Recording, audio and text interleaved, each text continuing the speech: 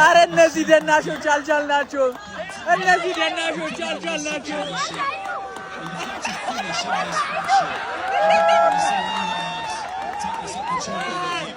እነዚህ ዳንሰኞች ማለት ነው አልቻልናቸው ወገን።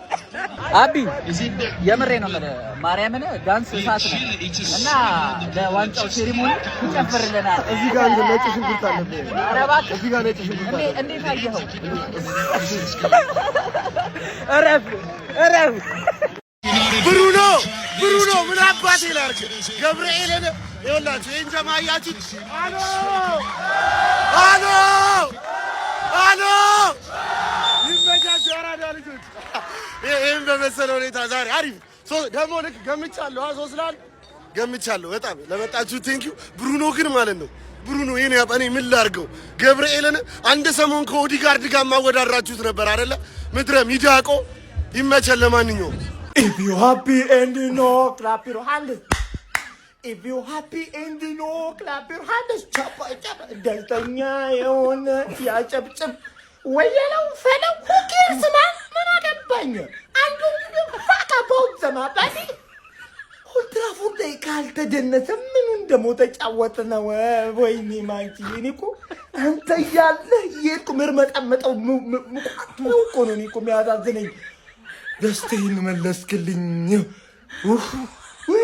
ወይኔ ብሩኖዬ አንተም ሰው ነህ። 16 አዚዝ ፌስኮስ የኔ ጠንበል የኔ አንበሳ ሰው ነህ አንተስ። እየገቡ ጎል ወይ አረካችሁኝ፣ አስፈጠራችሁኝ። አላህ ይስጣችሁ ብያለሁ። በቃ ዩናይትድ ወደ ማሸነፍ መንገድ ተመልሷል ነው የሚልህ።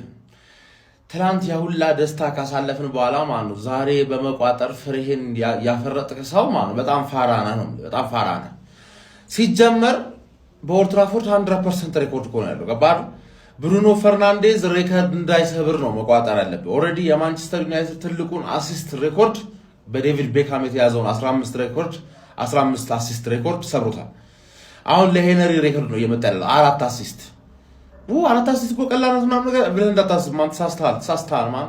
ሲጀመር ቡድንህ 4 ጨዋታ ያሸንፋል ወይ የሚለውን ጥያቄ ብትጠይቅ እንደማያሸንፍ አሳይተናል። 4-5 ማድረግ አይችልም። 5 እንደማይችል ሁላችንም እናውቃለን። ተረዳኝ አይደል? ስለዛ ከ4ቱ ጨዋታ ላይ 3ቱን ብትሸነፊ ምናምን በወር አንዴ ነው የምትጮሽ ምናምን ገባ። ገና 4 ወር ያስፈልጋል ይሄን ራሱ ለማለት ማለት 3 ወር ነው ፕሪሚየር ሊግ የቀረው። አንተ ግን 4 ወር ያስፈልጋል በወር አንዴ ስለሆነ የምትጮተው ማለት ገባ አይደል? ኮንግራቹሌሽንስ አስቶን ቪላ መውረድ ያለበት ቡድን ስለሆነ እኔ መጀመሪያም ሶስተኛ ያንቺ ህይወት ነው ስላልኩሽ እና እሱ ስላሳካሽው ቅር ያለው ሰው እዚህ መድረክ ውስጥ የለም። አባቴ እኔ ለንደን ልሄድ ነው ዋንጫ ለማንሳት እታች ያለውን አካውንት ብቻ ፎሎ አድርገህ ትልከኛለህ ነው የሚል ገባህ? ያለበለዚያ አለቀላችሁ። እዚህ ካለሁኝ እኛ ዋንጫ ስንበላ እዚህ ካለሁኝ አለቀላችሁ። የፈጠነ ወይ ለንደን ላክ ወይ አንተን በሊቢያ ወይ በሱዳን ላክ ምረጥ። ማንቼ ለምን 2 ሳምንት 3 ሳምንት 1 ወር 5 ዓመት አርፎ ይመጣል? እንዲህ ነው የሚያስደስተን ነው ማንቼ። ቤንያሚን ሼስኮ፣ ብሩኖ ፈርናንዴዝ ካስም ላይ እርክት ጨዋታ የለ እርክትክት የኔው ማንቼ እንድደሰትብህ ነበር የናፈቀኝ። ይመቻችሁ። ኮንግራ ማንቸስተር ደጋፊዎች።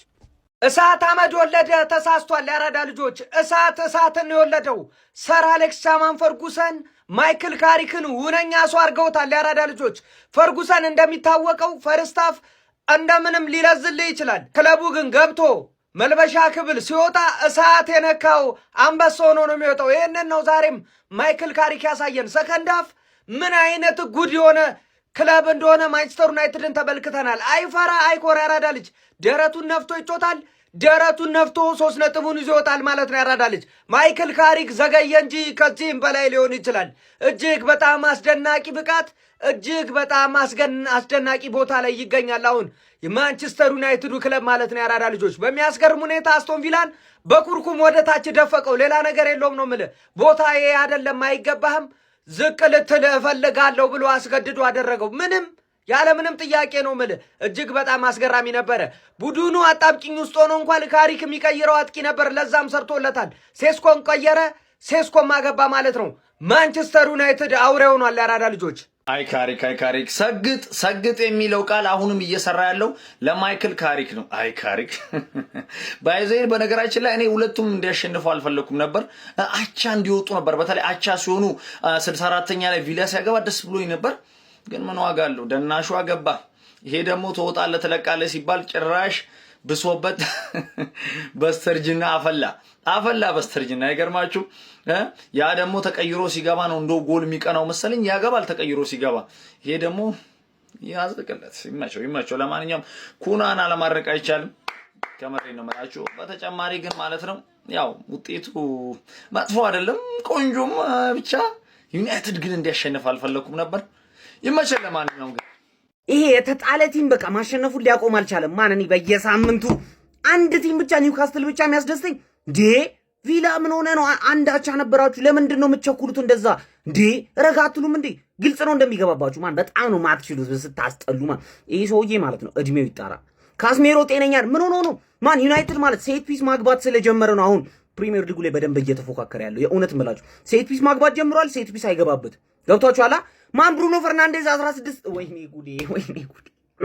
በህይወቴ እንደዚህ አይነት አንሰክሰስፉል ሄትዋች አጋጥሞኝ የሚያውቅ አይመስልኝ። ብሩኖ ፈርናንዴዝ 16 አሲስት ደረሰ ፕሪሚየር ሊግ። ማን ኩኛ ገባ እንደገና። የሚያስጠላ ሴሌብሬሽን ደገመው። እንደዚህ በተሻሻሉበት ዘመን ኧረ በስመ አብ። ይሄ ሰውዬ ተውት፣ ብሩኖ ፈርናንዴዝን ተውት።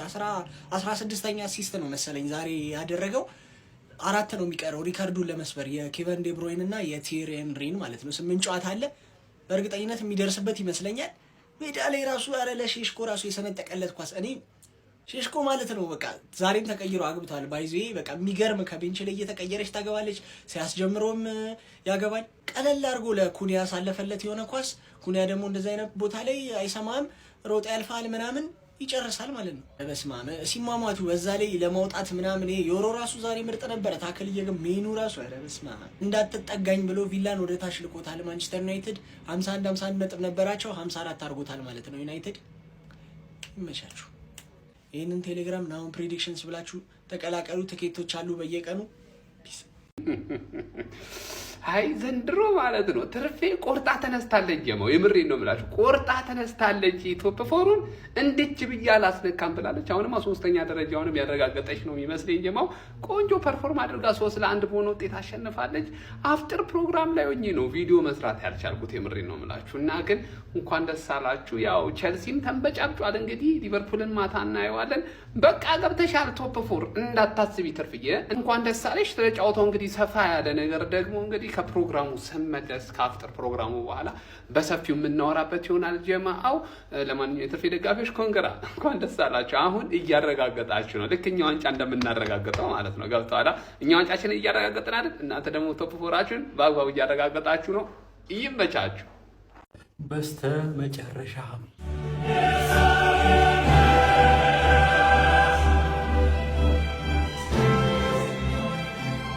ማንቸስተር ዩናይትድ አንድ ጨዋታ ተጫውቶ 9 ነጥብ ማግኘት ችሏል። በወሳኝ የ30ኛ ሳምንት እንግሊዝ ፕሪሚየር ሊግ መርሃ ግብር ቀይ ሰይጣኖቹ ማንቸስተር ዩናይትዶች ከሽንፈታቸው በማገገም አስቶን ቪላን በሜዳቸው ኦልድ ትራፎርድ 3-1 በሆነ ውጤት ማሸነፍ ችሏል። ፈርስት ሃፍ ጨዋታው አዝናኝ ነበር ለማለት በጣም አስቸጋሪ ነው። ሰከንድ ሃፍ ሞር የተሻለ እንቅስቃሴ የተመለከትንበት ጨዋታ ነበረ። ብሩኖ ፈርናንዴዝ የሚገርም ፐርፎርማንስ ነበረው። 2 አሲስቶችን በጨዋታው ላይ ማድረግ ችሎ ነበር። 16ኛ የፕሪሚየር ሊግ አሲስቱን ማድረግ ችሎ የማንቸስተር ዩናይትድም በአንድ ውድድር ዓመት ከፍተኛ አሲስት በማድረግ የዴቪድ ቤካምን 15 አሲስት ማሻሻል ችሏል ማለት ነው። በዚህ ጨዋታ ላይ ዩናይትዶች በካዚሚሮ አማካይነት ከሴት ፒስ የመጣችውን ኳስ 53ኛው